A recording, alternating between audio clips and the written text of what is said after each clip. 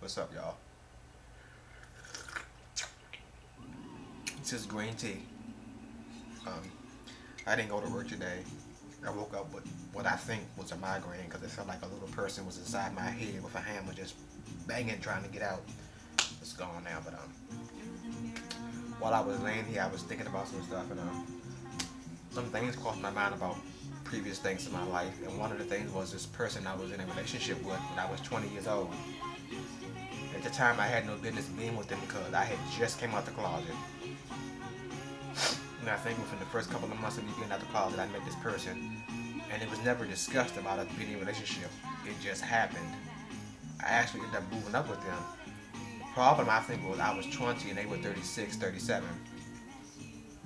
And they basically wanted to control me, every aspect of my life. They didn't want me to work. They hated the fact, I don't know why I was even with that person, period, because I love music. Music is just a part of my life. They hated the fact that I love music because every time I wanted to go see a movie, they would say no because it would have something to do. They say, well, if it's going to have music in it, no. I mean, really, what movie does not have music in it? But anyway, if I played music, every song that I played, he had a problem with it. I don't like that song because of this. Well, in that song, she sounds like she thinks she all this, or he's saying this. There's always a problem. So I love music videos. To this day, I don't know how he did this because at that particular time there was no such thing as a parental lock. But I woke up one morning right after he had gone to work, and at the time there was only BET, MTV, and VH1. I don't know how he did this, but I woke up one morning and all the video channels were gone. And you know, those are not channels you subscribe to. Those come with cable. So I don't know how he did that. Couldn't get to him.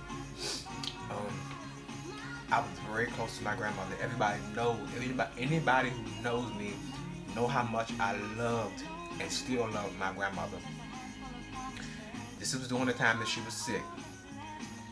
And I would call her every morning, several times throughout the day to make sure that she was okay, whatever. Well, he was going to work. I woke up and I reached for the nightstand to get the phone to call her. That's my normal routine. Well, when I reached over there was no phone. Let me explain it better. There was the base of the phone. There was the cord that attached from the base to the receiver. There was no receiver there. And I'm saying, okay, well maybe the phone was broke. He had to go get it fixed or whatever. Whatever. So I went to the living room. Same thing. Base, cord, no receiver. Kitchen, base, cord, no receiver. Then base, cord, no receiver. Basically trying to control everything that I do. And I went to a payphone and called my mother, and she told me to come home or whatever. So I did. Now, let me show you how controlling and messy he was. At the time, me and my mother were at odds. When I was still her child and she's my mother, and she was not gonna let nothing happen to me. Well, I would confide in him certain things about my mother, whatever. When my mother called him at his job, you know, to jump down his throat about the phone situation, because anything could have happened. Something could have happened to me in the house. I need to call the police. And she told him that and he said, well, something he was going to go back or whatever. And she told him, he's gone, he's coming home. She tells her, well, what he's coming there for? He says him and you don't get along. Why would you do something like that? He was trying to control every aspect so I would depend on him. Needless to say, I ended up going back to him again. Why? Don't ask me. I don't know.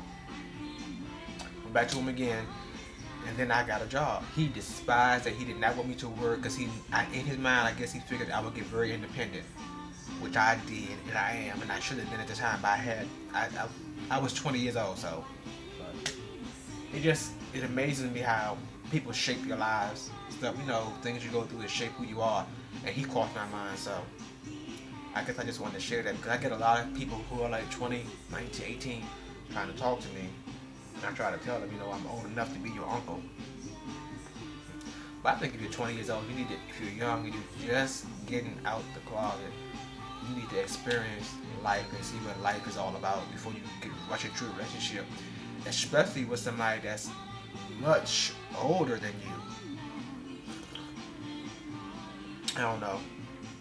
But just watch what you do in life. In relationships, don't try to control people. Let people be who they are. Don't try to make them into what you want them to be.